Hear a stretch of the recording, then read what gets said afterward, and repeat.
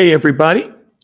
Welcome to another live stream episode of Talking Timepieces, where we talk about watch collecting and horology. You know what? It look a little dark. Let me get some of these lights up.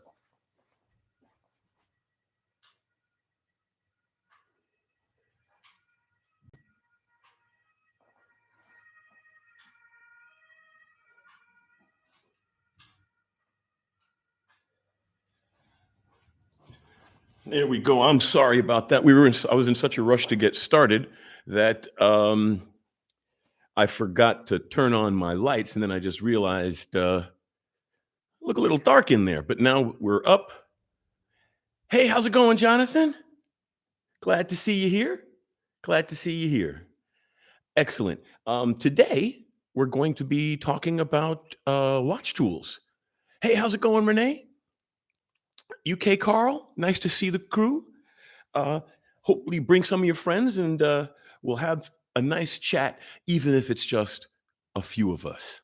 Um, I'm going to have to change two of these clocks between tomorrow morning. I'm going to have to change a couple of these clocks, and then in a couple of weeks, I'm going to have to change the third one because it's daylight savings.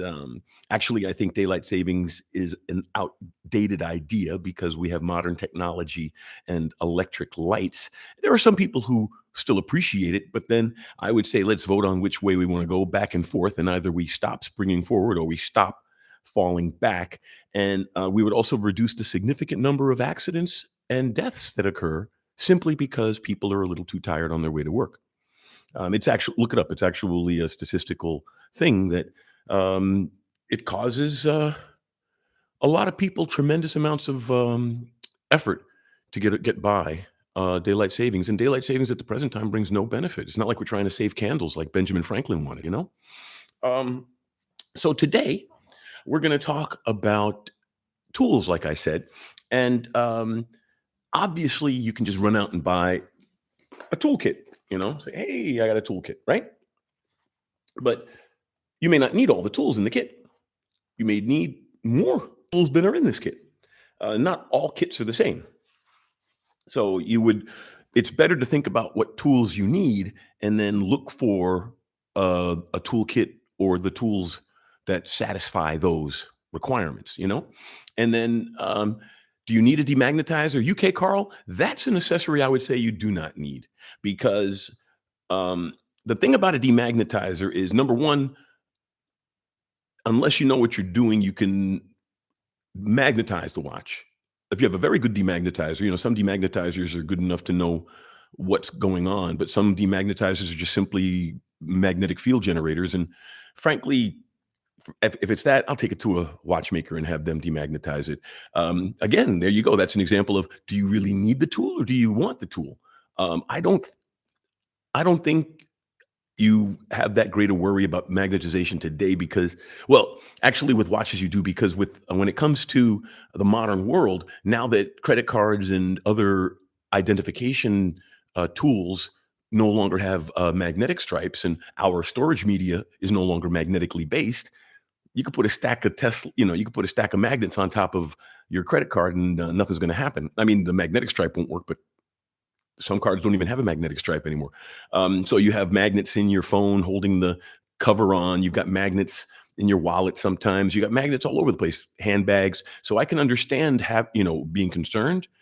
But I would say if you're that concerned, get an anti-magnetic watch. They're a lot vintage as well. I have several. The ones that I have that are prone to being magnetized, I'm more careful with them. But like I said, if it gets magnetized, and I'm an electronics journalist, but when it comes to something like that, to buy a tool that's going to cost you 50 to $100 to do something that you're going to need on a rare occasion, go to a shop and have them demagnetized. But then that's my personal opinion. Everyone has their own tastes. And my advice is not I'm not an arbitrator of anything. It's just all my opinion. So it's what you choose to have in your collection. Renee, I bought one of the cheap Chinese blue boxes they sell on eBay for $10. Haven't needed it yet. See, that's the kind of tool that I would be like, do you really want to use a $10 demagnetizer on a watch? And then again, You know, all the new Omegas are amagnetic. You don't even have to worry about it. And I mean, even the Milgauss is old school magnetic, or the IWC, any of those with the soft iron cores to bend the magnetic field around the mechanism, to reroute the magnetic field, as it were, dampen the magnetic field's impact on the internals. But amagnetic pieces like the escapement in the Zenith El Primero is silicon. It's all glass essentially. So there's no possibility of magnetism to even impact the escapement, and that's when it's not even metallic. But a demagnetizer I put that on the list of nice tools to have. And if I got one, I would take the time to learn how to use it properly. And that's the other thing, is that I guess I'm a little lazy for the learning curve on a tool.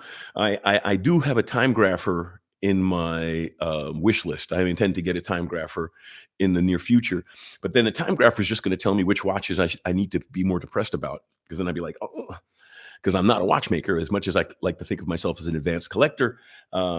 If I found out that I had a watch with serious errors, well, I'd want to take it in, obviously. But then again, if it has serious errors, you'll see it in its performance.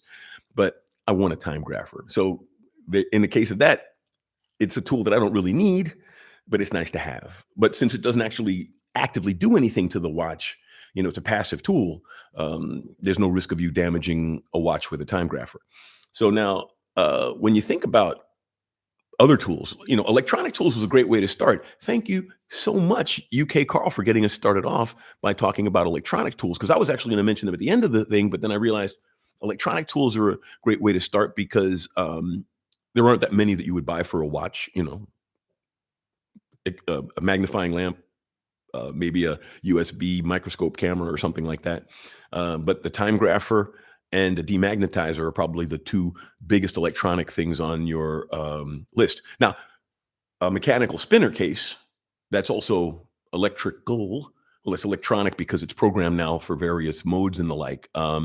But a good case is a good storage case, not a travel case. I'm going to talk about travel cases. I got a couple here to show you, but a good storage case is critical. And a couple of watch stands don't hurt either. This is my Gerard Perigot, my vintage Gerard Perigot. I mean, I'm one of those collectors that I can at least say I have a Gerard Perigot, but yeah, it's a beautiful vintage. I think it is radioactive still, but I haven't opened it up. Well, I opened it once, but I was very careful. But a nice watch stand is also useful, because I don't have to worry about spinning this, and I don't wear this very often. So I leave it on a stand in the foyer, so that I can admire it as I walk by once in a while and look at it. So, I would think of things like, a stand or a case as accessories, and they're important accessories. So, for example, whereas like a time graph or something I would like to have, a case is something you need to have. And if you just leave your watch in a drawer, at least put it on top of your underwear or something. Then if it's in a closed drawer on top of clothing, then I guess it's about as safe as it's going to be in a case. But actually, I have to buy my daughter a case, because I went to her house the other day, and she and her husband had their watches in a porcelain bowl in the bedroom, and I'm like, no, not, there's dust on these watches, and I mean, dust on a watch is not a death blow, but if you have, you know, any opportunity to shield the watch from dust and from moisture. Like, I have a couple of desiccant packs in the case. Those desiccant packs that come with uh, stuff, electronics and the like. I take some of those silica packs and I throw them in the case to keep it a little drier inside. I have waterproof watches I don't submerge. I mean, I'm just a little paranoid about my watches like that. But I would say a case is a critical accessory. You need a case to keep your watches in, even if it doesn't spin, just to keep them dry and safe and away from potential damage, like being knocked off of a table onto the floor, something like that. So cases, stands, and hey, how's it going, Joe? Lola, greetings and long life. And so then let's talk about travel cases, since we were talking about um, presentation cases. cases come in all kinds of sizes and numbers of watches. These are single watch cases. This is a flat straight one. It's a little harder case. This is a round one. So if you have a watch with a metal bracelet it won't fold flat, you could put the watch in this case so that way you can transport it safely. And something like this, you could just throw into your carry-on, which is the only way you should travel with your watches. And boom, you got 3 watches, one on your wrist, 2 in a case. If you want to go with more than that, you could go with a 4-banger. See, keep silica gel. Something that'll hold 4 watches. I've even got an 8 case. And the nice thing about a case like that is you throw it into your hold baggage. You put it into the hotel safe. It fits neatly into those little teeny safes that they have in hotels. And then I have this case for when I just want to show off. If I'm going to visit a friend or I'm going to go to a shop and want to talk about some of my watches, I got the big fancy case, so you could put I could hold 10 in here. And then I feel like I'm Mr. Watch dealer person or something like that. But never skimp on your cases. Never skimp on your protections of your watch, because a case is expensive, but a damaged watch is much more than that. And when Pelican cases to store his watches, Joe says, Pelican makes some really nice cases. And personally, I don't think it's who you get it from, as long as you get a good case, but Pelican makes good cases. Jonathan is saying, I bought one of these cheap Chinese demagnetizers, but returned it to Amazon after 1 minute of opening the box. I didn't trust it. I wonder if there are any nice quality available. Didn't find any yet. Well, Jonathan, you'd have to get something that a pro uses, and something the pro uses is going to cost you a couple hundred, several hundred, depending on what you're buying. And again, like I said, I would have to educate myself more before I was comfortable using a demagnetizer. And that's the other thing about tools is that's one of the aspects I wanted to point out as well is you should only use the tools you know how to use, because if you try to use a tool that you don't know how to use and you use it improperly, you could scratch the watch or damage something. And who wants that, So the key is you don't want to damage your watch. You want to protect your watch at all costs. And so the key with a good tool is the better the tool, the better it will serve your watch, because loose fit, unclean edges, like a bad screwdriver can damage a screw because it could slip out of the slot easily because it doesn't fit it well. So let's start with that. For example, I have the first thing I did when I bought a kit. I bought one of these kits, but then even though it comes with screwdrivers, I went out and I bought a precision set of electronic screwdrivers, because that way I know when I'm working on a bracelet. See, because the number one place you're going to need a screwdriver is on a bracelet, for the screws in a bracelet, unless you're disassembling a watch, and I don't disassemble disassembling the movement, and I don't disassemble movements.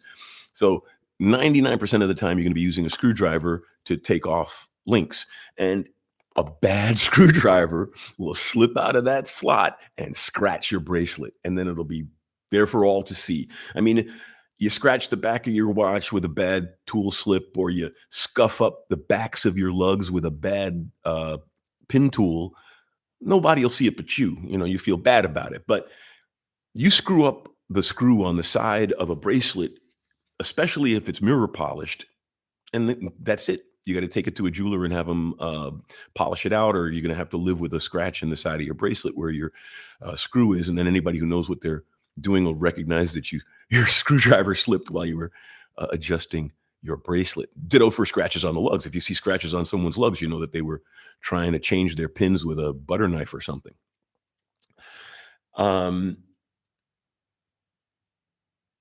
Joe Sylvia says, definitely stay away from cheap tools. It could be a nightmare with cheap steel. Exactly. You could strip the tip of the screwdriver, or you could strip you wouldn't necessarily strip the screw, but when you're popping that screwdriver out, it could gouge the channel. So, yes, the screwdrivers the screwdrivers you get with a kit aren't bad, but get a good kit.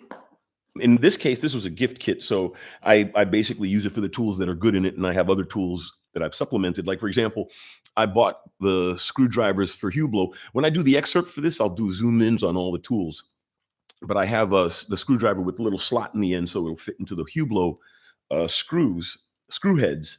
Because again, if your tool doesn't fit the screw, you're going to mess up the screw and scratch your watch. Okay, so talking about straps, screwdrivers for the straps, a pin tool. You're going to be changing a lot of straps. You're going to be popping your spring pins, and this is your pretty much standard jeweler, or I shouldn't say a jeweler, but some jewelers use it. Some jewelers use nicer ones. For example, a lot of jewelers will use something along the lines of this. This is a Pinbar Tweezer, so you can stick it in on both ends and pop that pin bar out in one motion. Because some watches are really, really, really hard to get the stupid pin out. But a tool like this has a pin for pushing into holes and a little fork for grabbing the heads of pin bars, spring bars. And a tool, like I said, a tool like this, you can actually adjust it for how much it moves, how much give it has, how deep it goes. So you can be very careful when you're dealing with watches that you're really worried about scratching up. Because again, it's to protect the watch. The more precise your tool is, the less chance that it has of slipping out of the place it's in, right? So, because we all want to be able to change straps, right?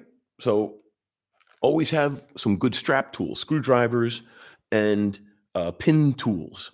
Now, when it comes to straps, one of the things that you might want to think about is got to measure your lug width, right? So I use this also for measuring cases and such for the show. But if I weren't doing it for the show, I would be doing it at least to measure lug width, so I would know what size strap to use. Now, you don't have to get a fancy caliper. If you do get a caliper that has like a carbon fiber or plastic mouth, so that way you're not going to scratch your watch. If you have a metal caliper, don't use it on your watch. Even if you wrap it with tape, it'll wear through eventually, and you won't think about it. And one day you got scratches on your watch because you forgot that the tape wore through on your metal edged calipers. And they're not. I think I paid less than 50 euros for this, but it's worth having, especially if you do a lot of straps or you are curious about certain things about a watch. Like I said, best way to determine lug width. You could do something less expensive. I've got this pocket engineering ruler that has a sliding measuring marker, so I could also use this, in a pinch. And sometimes when I go out shopping, I'll carry something like this in my pocket so I can check to see what the lug width is.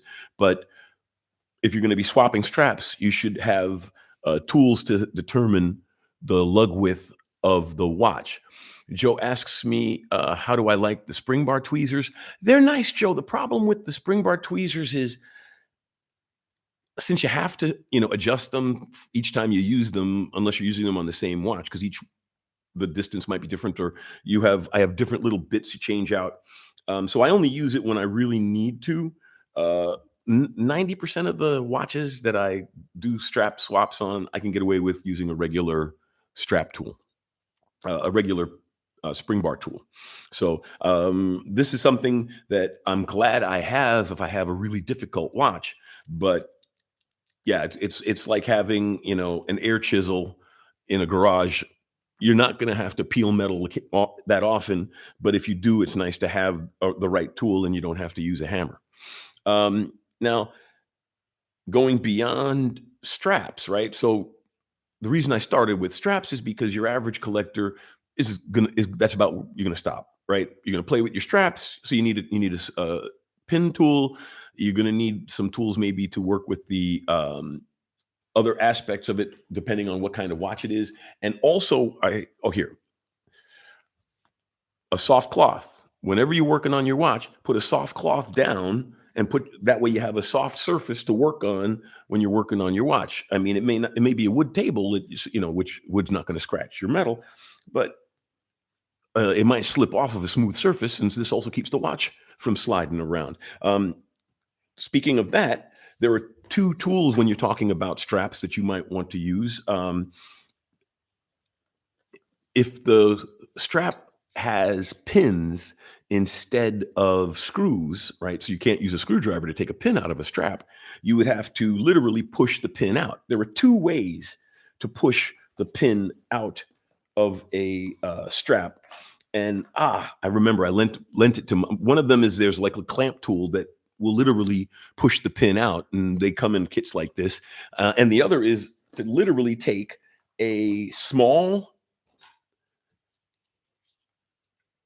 drift pin, a little hammer, and a block like this, and you put the bracelet in here, and you take the pin and you hammer the pin in the bracelet out using this. So it's got a metal end and a soft end. So when you're driving the pin back into the watch, you use the soft end.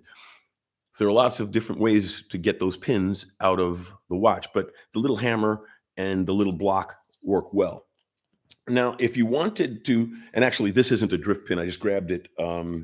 This is actually just a very small pin tool, the kind that comes with a good watch strap. Sometimes they'll send you one. But you do need to make sure that you are using the right tools on your bracelets, or you will damage them. And nobody wants a scratched up, bracelet. Let's see. UK Carl, I've been saving for my Globemaster. I got 1,200 pounds so far. It's a long process, but I will get there in the end. I might treat myself to a Seiko King Turtle before I get it to keep me happy. Well, just remember though that it'll push that second purchase farther back. But then again, you'll have fun with the Seiko while you're waiting to saving up for the Globemaster. So definitely, it's worth the wait. I mean, I love mine. It's tied for my favorite watch. The Polaris, my JLC Polaris, has grown in my heart, so it's a little bit. It's tied for number one now. Drinking a Bitburger in a can, so you got decanted. So when you're talking about straps, there are a lot of ways to address straps, as we were looking at. Now, to move on, you want to mess with the case. Now, frankly, there are only two reasons a person is going to open up the back of a watch that's not a watch maker. And that's to either change the batteries in a quartz watch, or to verify if the watch you purchased is actually of the vintage or nomenclature or manufacturer they say. I wouldn't buy a Rolex with no papers and from someone I didn't trust unless I could open it and see the insides myself. You look for a free sprung balance. I'm not going to go into the details here. I should make a video about that though. Although there are some really good ones out there. Federico from Federico Talks Watches, he goes by the free sprung balance approach, and he talks about that on some of his videos. But I think I'll do a video on how to spot a real Rolex by looking inside or something along those lines. Or maybe the next time I review a Rolex, we'll talk a little bit about that. I'll do a review of my Explorer 2 because I rebought it, and I put a aftermarket display back on it. That was one of the things I was going to mention. Another reason that you might want to have a case tool is you might want to put on a different case back. A lot of watches allow you to buy, I shouldn't say allow, but there are companies that sell transparent case backs for a lot of popular watches. And the nice thing is, you keep the old back in the box, and then if you ever do decide to sell it, you just take this off or toss it in, and it sweetens the pot for the buy. But unless you really know what you're doing, don't open the back of a watch. Okay. But like I said, for battery changes, well, you know what you're doing, right? So then that you're allowed. One of the things you should have is some way of holding the watch while you apply force This is about the least I would consider getting away with. This is what I have, because I don't do a lot of heavy duty watch work. I just take case backs off to change batteries or check out if it's good, or to open it for you all for the show. So, but you do need to be able to stabilize the watch so you don't damage it, right? Because if it shifts while you're trying to take off the back, you're going to damage it. It's all about not damaging the watch. So, case back tools can be as simple as a broad, blunt knife, right? A broad, blunt knife, so you can just get under the back and pop it off. And for a lot of quartz watches, they have press-on backs that you could pop off, and this is probably all you're going to need. For other watches, you're going to need something a little bit more complicated, like a case back wrench. This one, it's got 3 teeth that fit into the spaces in the back of the case, and then that allows you to open and close it. And you adjust the spacing on them by turning. This adjusts the distance between the 2 top ones, and this adjusts the bottom. So you dial it in, and you can take off the back of most of your screw back watches. Now, let's say you had a Rolex or a Tudor, you can buy a humongous apparatus, but you can get away with something like this. And this is quality tool. It's not going to damage your watch. It's just a little bit more muscle involved. Different size chucks for the different size backs of the watches. So you make sure that it's an exact fit, because again, if it doesn't fit, you're going to damage your watch. And then it has a big handle, so you can properly apply torque. Because again, if you can't properly apply torque, you're going to slip and you're going to damage your watch. So the bottom line is that you don't need a fancy tool. You just need a good tool. For example, this one, that you can get this online for less than 100 euros for the whole set, and it'll let you take off Rolex and Tudor backs and other watches of that style. And once you get it loose, you can use the trusty rubber ball to just grab the metal, and once it's loosened, it'll help you get it off without having to constantly use the wrench, because you might slip with the wrench and damage your watch. So once you get it loosened, use the rubber ball to take it off and to start it back on, so you reduce the number of times a metal tool touches your watch. So let's see, we did cases, we did screwdrivers, we did straps, we did loops. A loop is another very important tool. And this is one that you'll use all the time as a collector, because you're going to want to have a close-up look at your watch. Now, this loop came with my Speedmaster. Not the one I currently have, my last Speedmaster. I was literally its first owner, and I had the box and everything. I still have the pin tool that came with it as well. When I sold the watch, I kept the loop. But this is a standard loop. You screw it into your eye to have it work. I also have a small illuminated loop. It's got little lights in it. So, see. So that way, if I'm in a dark watch shop, pull this out of my pocket and I can look at the watch. But a loop, like a case, every watch collector should have a loop. Doesn't have to be an expensive one. It could even be a cheap magnifying glass you got in a box of cereal. But you should have something that lets you look at the watch up close. So that was pretty much my roundup on tools. And half the show is over. Well, I should say my target time. I always shoot for an hour. Last episode, I was just so depressed about what's going on. I couldn't even muster up the energy, but I realized that we're all in this together. And if my show can provide some distraction from what's going on, then the show must go on, as they say. I'm trying to be an entertainer as much as I am trying to be a pundit.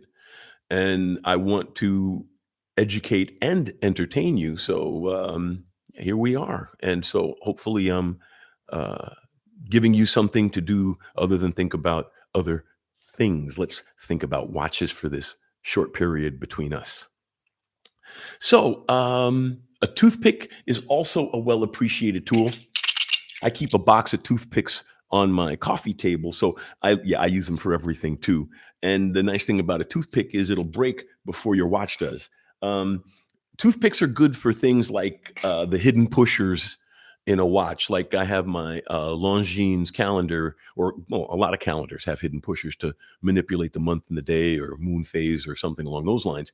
Um, but yeah, toothpick is a great pusher because a pin tool will can be used as a pusher as well. But again, it's metal, and if you can reduce the metal to metal contact, the better off you are. So actually, that is an excellent, excellent, excellent point, Wonder Tan guy. That a toothpick is a great tool, and frankly, it's such a ubiquitous thing that I didn't even think about it myself. I mean, it's also good for uh, cleaning crevices in watches. Especially, for example, the lens on a Rolex, they collect dirt around the edges of them, which is one of the things I'm going to point out when I do my Seamaster GMT versus Explorer 2. That's one of my upcoming episodes. I'm also going to do one on our cheap watch is worth it because some of the blowback I got reviewing those Paganis of my friend. And we'll do some other fun stuff as well as always. But do any of you have any questions for the evening or things that you'd like to talk about? Otherwise, we'll make it a short episode, but we've got the time. And if you've got the questions, then I've got the time too. You know, oh, let's look at something. Wonder Tan guy points out you can easily adjust some cheap movements like Vostox. And actually, I have regulated a Vostok, just for the heck of it to see if, and that's the kind of watch. Actually, you could regulate any watch that's got a regulation arm that you can push. With a toothpick is a good way to do it, but you don't want to stick a toothpick into a $7,000 watch, and a Vostok's one that you can get away with. I also noticed that ultrasonic cleaner. That's an excellent point. UK Carl. Um, I like ultrasonic cleaners. I have one. But like I said, I don't like putting my watches in water, even the waterproof ones. So I only use it for bracelets and jewelry. I don't put my watches in an ultrasonic cleaner. If it's dirty, I rub it with a moist cloth. Um, if it's really dirty, then it's my beater watch, and that I'll rinse. I'll wash my beater watch because my Universal Genève Senna is pretty much my beater. It's a nice vintage steel case, sapphire crystal, Value 7750 with screw down pushers. Not that the screw down pushers aren't to make the pushers waterproof. The screw down pushers are to keep you from pushing the pushers, which would then break the seal. But it's got screw down crown and pushers, and it's good for 200 meters. So, and if it does screw up and die in the ultrasonic cleaner, I don't feel bad. So anything that's dirty enough to go in the ultrasonic cleaner, I would make sure there's waterproof. But I wouldn't put this in an ultrasonic cleaner, even though I know it would handle it, because I would just be terrified if the one time that the gasket fails is right then. You know what I mean? My son-in-law has a deep sea, not a deep sea. He's got a sea dweller, and he was diving with it, and water got in. So just because a watch is certified as water resistant to X meters doesn't mean that your watch will always be water resistant to that depth. So, when you think about water resistance in watches, like I said, I'm comfortable with the water. Like I would wear this like where someplace I might get water splashed on it, like to the beach, not swimming, or to a pool party or something along those lines. Um, but I don't know, to leave a watch in an ultrasonic cleaner for 10, 20 minutes, uh, I'm just too paranoid for that. But it is I have one, and I do use it for bracelets and other jewelry, but yeah, that's a bridge too far for me. But then again, I'm paranoid, and the watches, I mean, this can totally handle it. It's just that, I don't want to take the risk. But an ultrasonic cleaner is definitely another good accessory. Let's see. Any thoughts on the new Omega releases? UK Carl asks. I think they're fantastic. You know, Rolex does not own color, and Omega has put out watches in multiple colors over the years. So I've heard people say they're copying Rolex. I'm like, who's the idiot in that conversation? Omega has been putting out watches under a rainbow of colors over the years, and if green is in right now, why not make a green watch? Is Glashütte copying Rolex for having a green watch? Is Tag Heuer? I mean, come on now. Colors don't belong to any particular company. And I'm not saying it to you. I'm saying it to the people who are making those noises. But I think the fact that Rolex is offering what the market wants, colorful sports watches that you can afford and buy, and they've got them in 38s, which is a great size. You know, for all the people complaining about large watches, a 38 is a great size, and colorful steel sports watches. Why not? More power to Omega's my favorite watch company anyway. I own 3. I've got my Speedmaster, I've got a Seamaster, and I've got my Globemaster. And frankly, if I had the budget, I'd have more. You know, I'm tempted to see if I can get my Retropante back from Rob, because I sold him my Retropante. But I'll probably let him keep it because there are other Omegas that I want to get, and besides, he already has it, and it was, and he's actually listening to the conversation. He's on right now, so I'm just jerking his chain. But yeah, the new Omegas are awesome. Fantastic watches. I might get one of those. I was actually thinking about getting one of those new Chronomasters of theirs. You know, the retro designed ones. You know, because that's the nice thing about selling and buying watches is even if you miss the watch you sell, there are so many other watches out there that you can get that just get another watch. I mean, if you can. Obviously, not everyone has the resources, but if you're a collector and you just sold one, buy another one. There are always nice pieces out there. I've got my eye right now. I'm thinking actually of buying a Mont Blanc Geosphere back again because I sold my Geosphere and I actually missed that one. Some of the watches I sell, I never miss, and some of the watches I sell, I miss a lot. You know. Let's see. Joe Sylvia asks, what micro brands would you consider luxury? I would say that the French. See, I just had the name on the tip of Baltic. Baltic. I think Baltic. I would consider them. Well, see, the reason I say they're luxury, even though someone would say, "Oh, they're less than €1,000, less than $1,000," is to me, anything over a couple $100 when it's a watch is luxury because you don't need a watch. So if you're buying a watch for several $100s, that's a luxury item. So Baltic, I would definitely call them luxury. You can go to the big micro brands like Ming. I know it's an oxymoronic thing to say, big micro brand, but there are certain micro brands that are known, like Ming, as being really nice. But Baltic is a great one. I think some of the Chinese, like for example, I think that though they just won the award at the watch show recently for their globe oriented watch, Siga design. I would consider them a luxury micro brand, although Chinese manufacturer is more like a small, huge company, because they could scale up whatever volume that they want. They're not a micro brand because of capability. They're a micro brand because of demand. But I think Siga Design is another good example. But Baltic, if I were going to suggest to someone a good, inexpensive luxury micro brand, I would say Baltic. And everybody loves that new small seconds of theirs. Their bicompax models are also really nice. I recommended one of them to a friend of mine the other day. So yeah, those are good companies. Wonder Tan Guy.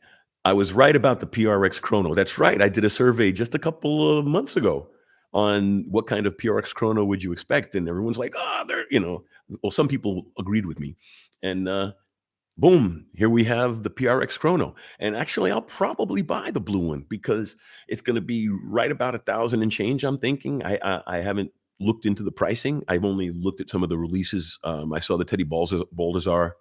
He's a good channel. You should watch him if you don't know Teddy Baldassar. He's a good guy. But Teddy did his review and talked to the Tissot people on the new PRX Chrono. And I think the PRX Chrono is going to slay because everyone's jumping at the Laureato and everyone's jumping at all of the, alternatives to the Royal Oak. The PRX, the styling actually harks back to an older Tissot model. So it's not even really copying the Royal Oak. It's actually an older Tissot model that it's copying, although it looks like the Royal Oak. And probably that older Tissot model was a Royal Oak homage. Now I'm thinking about the timing of when the Royal Oak came out in the 70s. It's very possible that Tissot was also, but the current PRX is actually look like an older Tissot series. But the Tissot, that PRX Chrono is a nice watch. The Chrono fills up because it's a big case size and a integrated bracelet blocky watch at that size over 40 can look a little bit too big with a big bland dial, even though it is a nice texture. But having the Chrono in there fills in the gaps nicely, gives you a nice presentation with that reverse panda. And I think it's a winner. It's got some variation of the Powermatic 80 in there, I'm imagining. I didn't look into the movement information yet. In fact, if as soon as my local dealer gets one, I'll buy one and then we'll have a show on it. But yeah, the PRX Chrono, I think, is another hit. The new Omegas hit. The new PRX Chrono hit. That's what I think. But then, like I said, it's just my opinion. Everyone's entitled to their own. The PRX does look awesome. Jonathan is saying, I'd like to purchase a time grapher. Actually, if you look at them, most of them are the same model, just sold by different companies. But a time grapher on Amazon will run you about 200 and change. And yeah, just go to Amazon. I mean, even though some people would say they're an evil empire of, they're also convenient to buy from. But you can get a time grapher for 2 and change off of Amazon and just grab their bestseller time grapher. And then you'll have, a mainstream time grapher that you can work with any watch. Because, like I said, most time graphers are made by the same company. They're just sold by different entities. Let's see. The 57 is nice. Yes, it is. Let's see. UK Carl's agreeing with Wonder Tan Guy. And UK Carl says, I'm on the waiting list for a Helm watch number 1756. Anguish emoji. Well, UK Carl, part of a waiting list is the wait, right? I'm on the waiting list for an Air King. They may cancel the watch before they ship one for me. That's a risky thing. Frankly, I put myself on the waiting list for an Air King because I thought the Air King would have the least demand. I know I'm not going to get a sub on a waiting list, and I might be able to get an OP. But if I were going to have to sit and wait, I own an Explorer 2, so I thought an Air King. And an Air King harkens back to the fun side of Rolex before they took themselves too seriously. And an Air King is a fun watch. It's a cool presentation. It's a nice sports watch. So yeah, one of the ones that they don't take themselves too seriously over. So being on a waiting list is a pain in the you-know-what, but you got to do what you got to do. Let's see. Queefy says, I went to the AD recently and the rep said a lot of people are moving from Rolex to Omega because they can't get what they want. Why do you think Rolex is not producing their most popular models? Well, we went into a little bit of that in the last conversation, but I'll hit the high notes.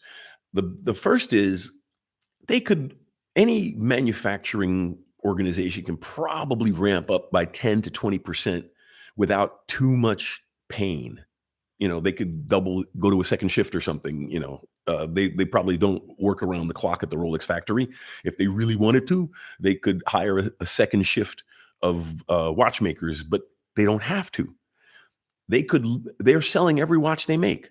And they're a charitable trust, so they're not profit driven per se. Their executives want to make money, obviously, and they want the company to go on, but they're not staring at the bottom line, terrified of red ink, because they're a charitable trust that is very.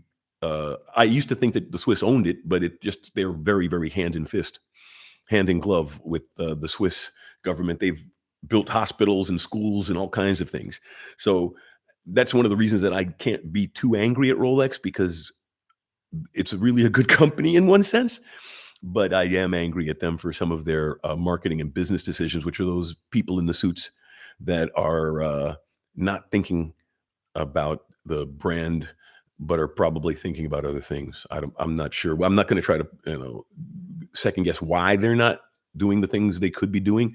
But then the other thing is, they could up the volume on any given watch line, but they don't want to be known as a one watch brand. They have strong contenders in dive watch, luxury watch, sports watch. The GMT Master is its own line. People want GMT Masters. The Submariner is its own line. People want the Sub. People want the Milgauss. People want the Kermit. All of the watches that Rolex makes, people want. So they would have to make all of them in higher volumes. And again, where's the drive? People want them. They're selling every single one they make. They're not interested in growing that much. They would rather shift upstream. They would rather become Audemars Piguet. They would rather become part of the triumvirate, turn it into a chair, four-legged, instead of a three-legged stool, a four-legged chair. But Rolex really wants to move up, and they've offered us Tudor as the replacement.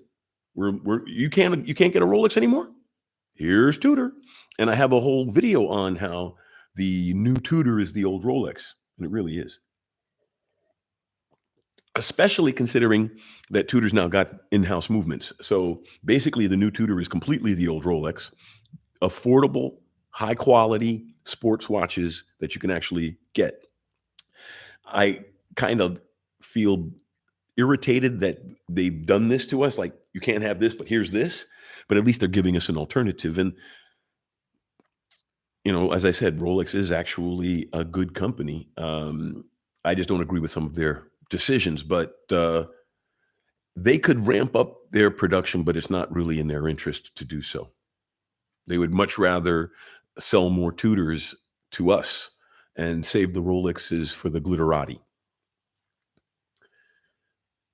Random question. Maximo. Hi, Maximo.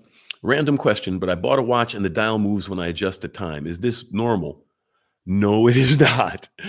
If you adjust the time and the dial moves, that means either the dial wasn't properly screwed down when it was mounted, or the spacer might be, depending on the watch, depending on the brand, depending on the price point. It could be anything from something. Well, if the face wasn't properly secured when it was assembled, there could be a loose screw inside, or those screws just might not be tightened down. If the watch if the whole movement is moving around inside, like if the dial and the hands and all are shifting around like that, then the spacer could be missing or loose, or it might not be the right size spacer in there. Because most watches, the movement doesn't completely fit the case, so they put a spacer around it. Some companies use metal, some companies use plastic, and they might have just forgotten to put the spacer in. Because in some watches, the spacer is just a little drop-in circle of plastic or metal, and if they forgot to put the spacer in, the movement's gonna flop around inside the watch. And when you secure the crown, it might stabilize the movement, but then once you pull the crown out, there's nothing holding it. So I would totally take it to a watch shop. You don't have to take it, to the brand watch shop. Any good watch shop can handle simple thing. Well, to a watchmaker, that's a simple thing, like a loose face or something's. But if it turns out that something's damaged inside because of that, then it could get more complicated. then it can get a lot more complicated. But if the dial's moving while you're adjusting the time, it's either the dial's loose or the entire movement's loose inside the case, and neither of those are good things. So I would definitely have somebody look at it. Let's see. Didn't I think about a do-it-yourself watch along my journey? Actually, I'm thinking about a do-it-yourself watch now. It's part of my journey still. My girlfriend said that she was thinking about getting me one of those classes because I'm here in Germany, so I would just go to Glashütte. That's one of the nice things about it, and take one of their classes, but they run about $1,000, and I told her I'd pay for half. So you know, I may yet still go, or I might go out of my own pocket. But one of the things that I'd like to do, and I don't know if I would necessarily go to the Glashütte because that's expensive, but there are some others that, well, you could put together a Unitas based movement, and the Unitas is a really nice pocket watch movement that's now used in watches because it's a big movement, fills the case back nicely, and there are a lot of I shouldn't say a lot, but there are several watch schools, places where you can go and put together a movement and slap it into a case and then have something that you put together yourself. And I actually am thinking of it. It's something I'm if I can, like I said, if I could do the Glashütte school, whatever watch you put together from there's got to be nice and be worth the money. So yeah, a do-it-yourself watch is still a part of my desire. I wouldn't call it a Grail watch because it's not a specific watch, but it's a Grail activity. It's a Grail watch activity. I'm also planning when the weather gets nice to visit the Sin, since Frankfurt's only a half an hour from here. I'm going to go ahead, and I've already been to their shop in Frankfurt, in downtown in the Altstadt, and I got in contact with the people I need to talk to. So when the weather gets nice, I'm going to go visit the Sin factory. And I might even go to Watches and Wonders, but unfortunately, the Power Control and Intelligent Motion Conference is going on in Nuremberg at the same time, so I might not be able to make it. But I do intend to become a little bit more of a reporting channel as well whenever I can get the opportunity to get outside of the building. But yeah, do it yourself, make a watch myself. That's something totally I want to do. That's something I would suggest anybody once you get to, yeah, if you're that into it, totally. It's up. Once I've done it, I'll let you know how good the experience was and how much it's worth. But I think it's going to be fun. I do think it's going to be fun. But that's a great question. Thanks for asking it. Um, let's see. Who do I think makes the most durable mechanical watch movement? Rolex. As much as I joke that they're not a watchmaker because they're shooting for the luxury brand, they make good, solid, robust, easy to service movements. A Rolex three-hander is a bulletproof watch. But then again, Omega makes great movements as well. I would say an Aquaterra is as good, actually, in some ways better than a Datejust. But as far as robustness, durability, Rolex, Omega, IWC, because IWC, they take ETA movements and they, do their magic on them. They take them apart, adjust them, put them back together again. Sometimes they'll plate them. And so IWCs, especially like you get a Pilot Chrono with a Value 7750 base in it, bulletproof watch.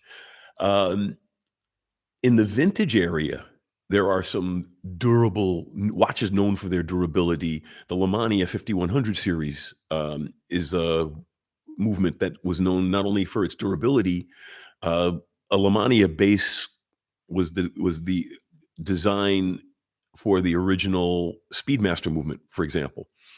And the Lemania Chronos are known, or the 5100 is known for having a center minute. It doesn't have a minute totalizer subdial. So it's easier to read from a distance. And you can get center minute chronos now. For example, Sin, they used to use the Lemania 5100 in their space watch. And now they use an in-house movement for it, but it's still a center minute movement. Sin, there you go. Another company that makes great, durable, rugged watches. So that's a good choice pattern because Sin, you can get something really nice from Sin for between like around $800 or so. You can get a really nice Sin sports watch, all the way up to, an IWC. You can get a nice Pilot Chrono that's beautiful and rugged for about 7K. Uh, and then in between, you've got your Omega, and if you can afford one, you got the Rolex. But even like that's one of the reasons that vintage Rolexes can get away with so much, because any good watchmaker can service a Rolex. Rolex movements are designed to be easy to service. The irony is people take them to Rolex, but any good watchmaker can service a Rolex movement. And once it's out of warranty, unless you're looking for that renewed warranty, because Rolex will give you a new warranty card if they service it in Geneva or any authorized service point. But then any good watchmaker will give you at least a year warranty on any service they make. I just helped a friend get his Omega serviced, and the watchmaker gave him a year guarantee on the work. So so any of the good mainstream Swiss companies will give you a decent movement. Sin makes great movements, and then some of the Japanese movements. I mean, the Seiko movements are not necessarily elegant, but they're rugged. That's why a lot of them are used. I wouldn't. The thing is that durable means different things to different people as well. It could mean shock, or it could mean temperature, or all of it.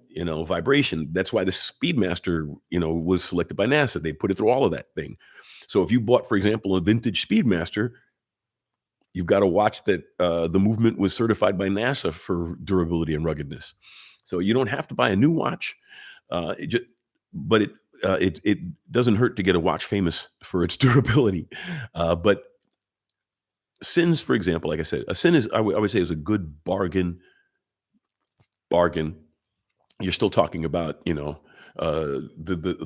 larger chunk of $1,000, and if you go for some of their nicer pieces, their space watch is about 4,000, but it's a beautiful piece.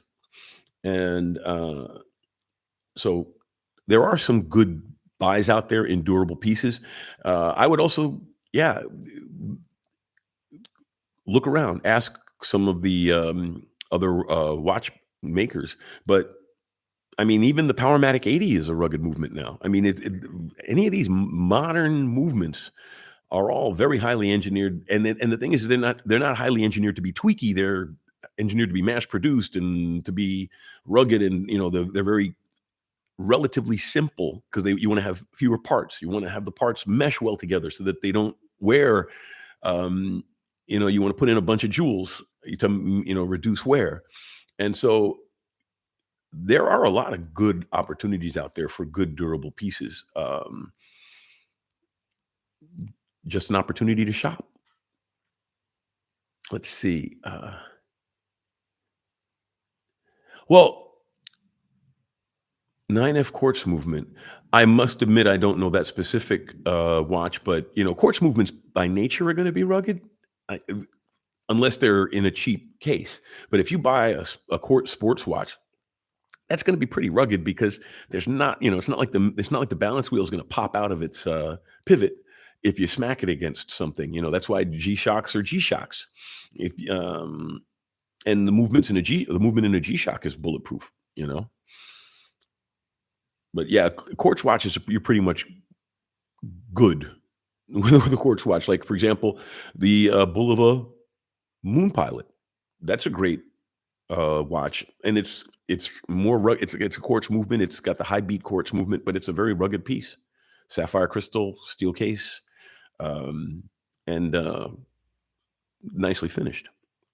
So yeah, I don't know about that one, but send me a note. I'll do some due diligence.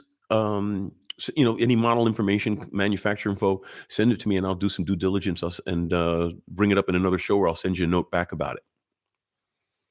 Okay. Jonathan, if I had to choose one gold watch, what would it be? If I had to choose one gold watch, I'd get a gold dress watch, because that would be the only circumstance where I could see myself wearing a gold watch. I'm a white gold, steel, silver, mostly because I don't have the money to have everything in gold. And having everything in gold also kind of labels you as a target because, unless you've got an entourage and some people, you might get your chain snatched or you might get your arm cut off for your watch. Um, but if I were going to have a gold watch, I would get a nice dress watch, maybe a nice vintage Gerard Perregaux like that one, but in gold. Or at that point, you can even start looking at, real brands, high-end brands like get a vintage Vacheron or a vintage Patek. You could, get something under $10,000 in that at that point for a really nice gold dress watch, JLC. Um, I would probably look for a JLC Master Ultra Thin or something like that in gold, some really elegant dress watch. Because then you can forego all the other jewelry and just wear the gold watch with, with a suit, and then you would be sartorially perfect. Because theoretically, the only ring a man should wear is a wedding ring or a class ring or something along those lines by those that have an opinion. And but if you have a gold watch, just don't wear any other jewelry with it so it doesn't clash, and then you get away with it. And then in my mind, it would be a dress watch because then you can wear the suit, cool dress watch, something nice and elegant, and then the gold would fit in that circumstance because you're dressing up. So yeah, I would get a gold dress watch, and if you wanted something specific from me, I would say I would shoot for trying to find a JLC or a Zenith, one of those nice slim small seconds um, gold dress watches from them. Grand Seiko, UK Carl. Um, I've gone back and forth on Grand Seiko. I think in the case, the thing about Seiko, the granddaddy, of course. Okay. Oh yes, the 9F now. Okay, the 9F movement in the Seiko. Um, I'm not. I'd have to check. Like I'd look into that specific one, but I mean, from the Astron, Seiko was the first, right? Their quartz movements set the standard for half the industry.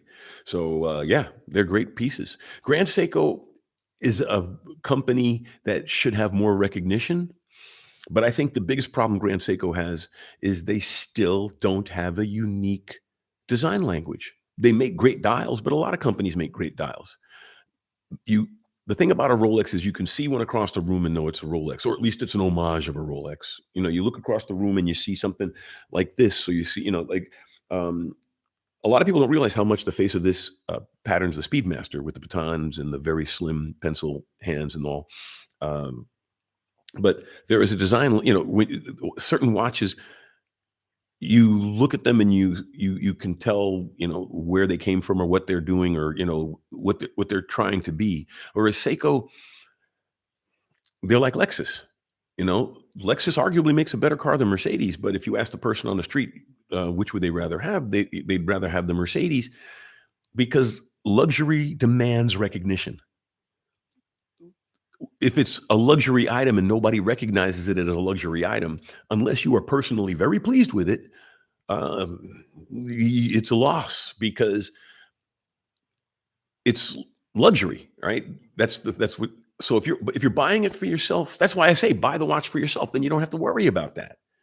So if you're buying the Grand Seiko for yourself, then you're going to be happy with it. But if you're buying the Grand Seiko to fit in and to please others, there's a smaller fan club.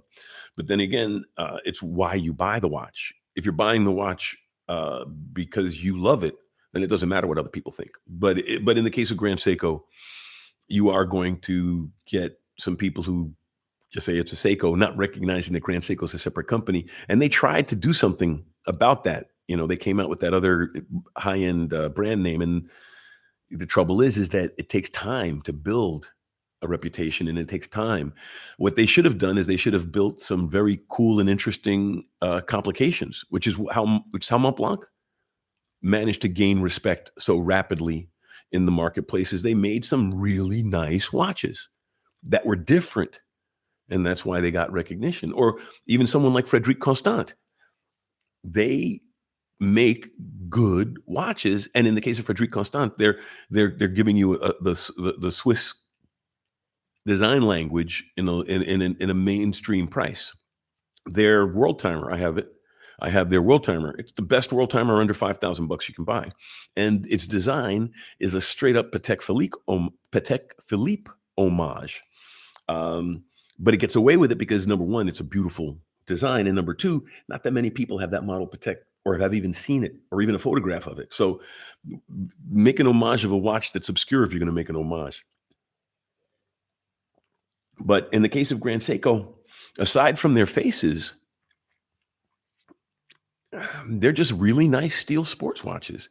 And I had a spring drive myself, and I moved it on because number one, I think a sports watch should have lume, and they don't put lume on theirs, on their really fancy ones, on their sports watches.